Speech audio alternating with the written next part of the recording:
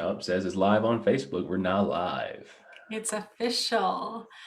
Welcome, good evening, educators. Bennie Fowler III and I are here for tonight's mini series. It's the first night of 3 nights together.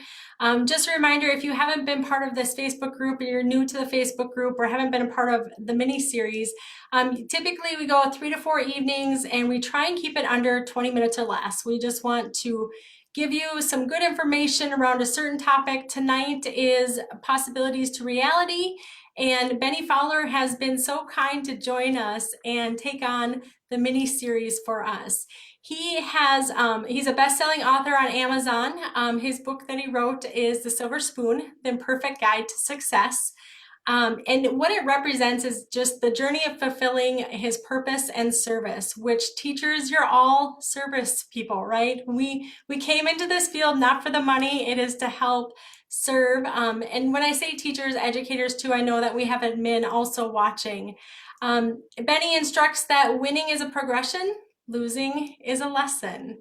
And I think right now with COVID, we're all feeling a little defeated with some of the times and the challenges that we've been up against. So I'm really excited to have Bennie here on with us tonight to help motivate us and help us push through these difficult times that we've particularly experienced in the last year since COVID has happened. But prior to that, teaching has been difficult for many years, and we know that we're seeing the burnout rates go on the rise. So thank you so much, Bennie, for spending time with us and preparing and doing this mini series.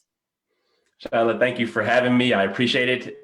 Hello to all, or good evening to all. So, yeah, today I do want to talk about turning possibilities. Actually, for the next couple of days, talking about turning possibilities into reality. And possibilities are a breath of life.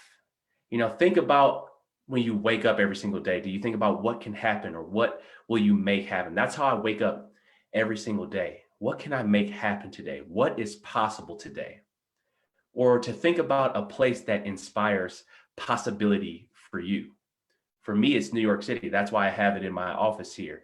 New York inspires possibility for me. If I think about standing on 34th Street and looking up at the Empire State Building, and I really think about how did this building get here, or just New York in general? This city with all these buildings, all this architecture, that all started with a dream and a vision of what could be possible here. And that's what inspires me every single day. What can I make happen? Or you think about your favorite restaurant. For me, it's Ruth Chris. Like, you just smell the steak in the air, the ambiance of that restaurant. And I always think to myself, how is this food so damn good all the time? Possibilities. It's just, and what is possible here? Or you think about back to when you were a little kid and you were playing sports, or you were shooting that last second shot, or scoring that game-winning goal. And your mom is telling you to come in for dinner, but you don't care because you know it's one day it's possible to become a champion. Possibilities are a breath of life. And one of my most proud moments was turning a possibility into reality when I first came into the NFL and playing in Super Bowl 50. It's a little bit under 3 minutes to go in the game. We just scored a touchdown. We're now up 12 points. Now we have a chance to go for one, or we have a chance to go for two to put the game completely out of reach and go and be up 14.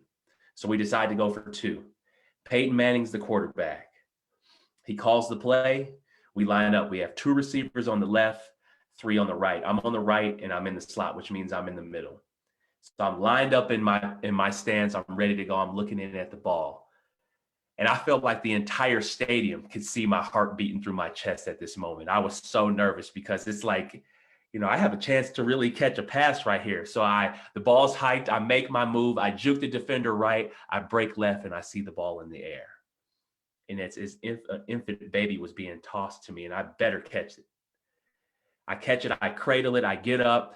I do my dance. I really caught a pass in the Super Bowl, but not just a pass for yards, a pass for points.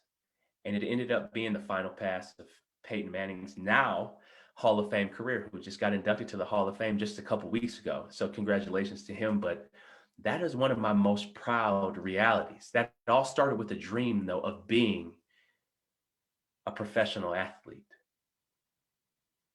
Just a year and a half before that, I was trying to make the roster of the Denver Broncos. 6 months before that, we came together as a team talking about the possibility of being Super Bowl champions. And then, if you think about your life, what's possible in your life? If you think back to when you were a little kid, what did you want to be growing up? Was it a doctor? Was it a lawyer? What was it? I know it's not like kids are around just being middle managers, average middle managers. We're trying to be the best ever. We trying to freely choose to be the best ever, and that's what I was choosing to be when I was younger. As kids, we think we can take this abstract blob of nothing and turn it into anything and everything. And then as we become adults, we start playing life a little bit more safe. We start playing not to lose instead of playing life to win. So where can we play in life more to win instead of not to lose? If I think about one of the times where I was playing not to lose, one of the hardest moments in my career, not in my career, I guess growing up in high school, I would say was playing in my first ever high school varsity basketball game. We're getting towards the end of the game. I get a steal, I go up for a layup, and I get fouled. And I had never felt any nervousness or anxiety ever before in my life. So I go to shoot the first free throw. And if this is the basket, the ball lands 4 feet before in front of a sold out gym of 5,000 people. Mind you, this is the same person who caught a pass in the Super Bowl in front of 80,000 people. But this moment right here was so tough for me. Being embarrassed in front of, all my peers, all my friends. I was so embarrassed that, I started crying. I go to the bench and I sit down, and it's like, you don't want anybody to see you. You don't want anybody to see you. And, I carried this moment with me for a long time. But when I went to go shoot that second free throw, I didn't even try to make it into the basket. I just tried to hit the rim. And how many of us right now in life are just hitting the rim or just trying to hit the rim instead of actually making the basket? I carried this moment with me for a long time. But now I look at it in a different way because this prepared me and put me on a journey of personal growth and trying to not necessarily feel that moment again, and preparing different, eating different, having a different perspective, because possibility is all about perspective. And that's what I'll be sharing with you guys for the next couple of days. Possibility is all about perspective. Oh, I can't wait to hear more. So, at the beginning of what you shared, you talked about smelling the restaurant and the food, So, tell me about a little bit like when we think of possibilities, um, how much should we use our senses when we think of possibilities? You talked about the site of the tall Empire State Building and all of that. How important is that right now? It's very important to have that vision for your life, that vision for your business, that vision for your kids, whatever it may be. You have to have a vision for all different parts of your life. But yes, bring in all the senses. If you think about somebody who's getting ready to get married, man or woman, say they want to lose some weight and they want to look super good in their tux or their dress. Because they know what they want the wedding day to look like, what they want to feel like, who they want to be, it's easy for them to connect to that vision, to stay on course, to stay the course, even when those tough days are when they're working out and they're trying to eat better. And, but they know what it's going to feel like on that day when they say, I do. They know what they want to feel like. They know what they want to look like. They want to look good for their pictures. They want to have this vibrant energy because they're getting married. So if you think about that vision, when somebody has that compelling vision, it's easy for them to bring in all those feelings that they want. And that's the same thing you can do in your business. What do you want to be like? Who do you want to be? Yeah. How do you want to feel? What energy do you want to give off? Yeah. So, can we talk a little bit about your free throw that landed short? Because I feel like that's what we feel like we're doing right now in education. And I'm not speaking for everyone, but I think the majority of us feel like we're really trying to make that basket. And Mhm. it is hard as heck to make the basket right now because we haven't had that training, we haven't had the practice, and teaching during COVID just looks very different. So, will you be in the next couple days be talking about a little bit more about that, or can you talk today about how to overcome those feelings of defeat? Um, Yeah, the way to overcome those feelings of defeat, yeah, I'll talk a little bit about it in the next couple days, but the way to overcome those feelings is to connect with that vision again. okay. Don't think about the moment right now. Think about what it's going to feel like in a year when you do figure things out, or 5 years down the road. Sometimes we're so zoomed in on a vision that we can't see. So that's why I always, when I work with clients, I tell them to go out from a 30,000 foot view. What does it look like from 30,000 feet up? Yeah. It might not be that big of a problem, or you might see different avenues and different ways to adapt. But this, like you talked about earlier when you're introducing me, winning is a progression, losing is a lesson. So we're all learning lessons right now, different ways to adapt, different ways to pivot. Hopefully, COVID it doesn't last forever, but now we're learning different ways to communicate, different ways to see things, so that when we do go back in person, our teaching is that much more effective. Absolutely.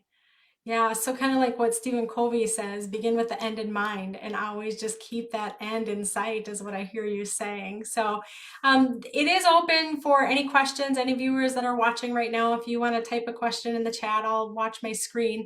Or any comments, as always, if you have any questions or comments beyond the mini series each day, feel free to put them in the chat because we continuously watch them in this group.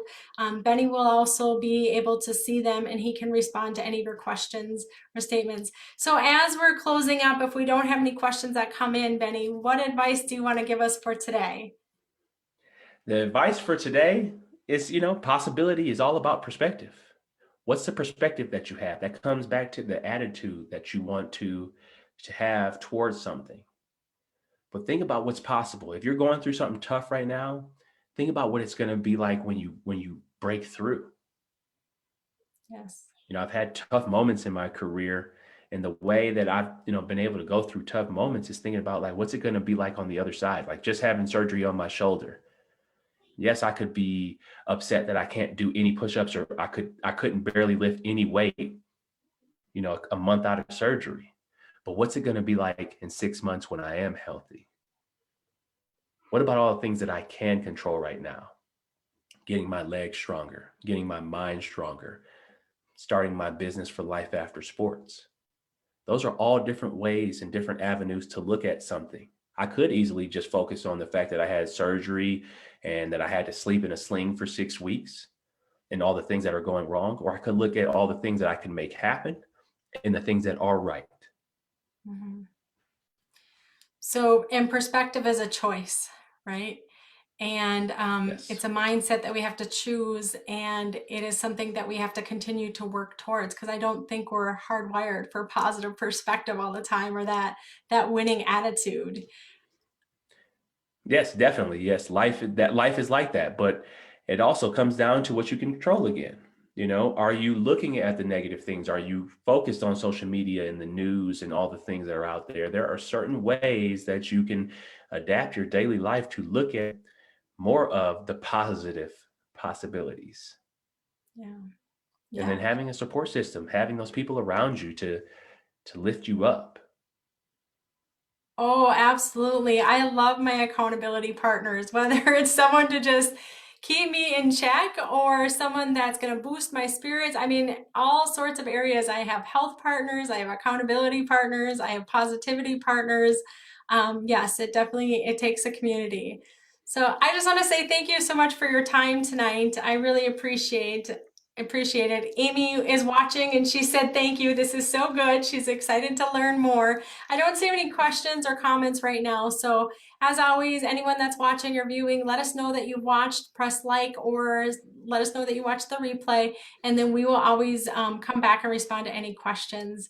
So thank you again, Bennie, for your time tonight, and we'll be back again tomorrow night, same time, 6 p.m. Central Time, 5 p.m. Mountain Time, 3 p.m. Pacific Time. You got it. The post is in the group, and we'll see you tomorrow for day 2. Thank you, Thank everyone. you.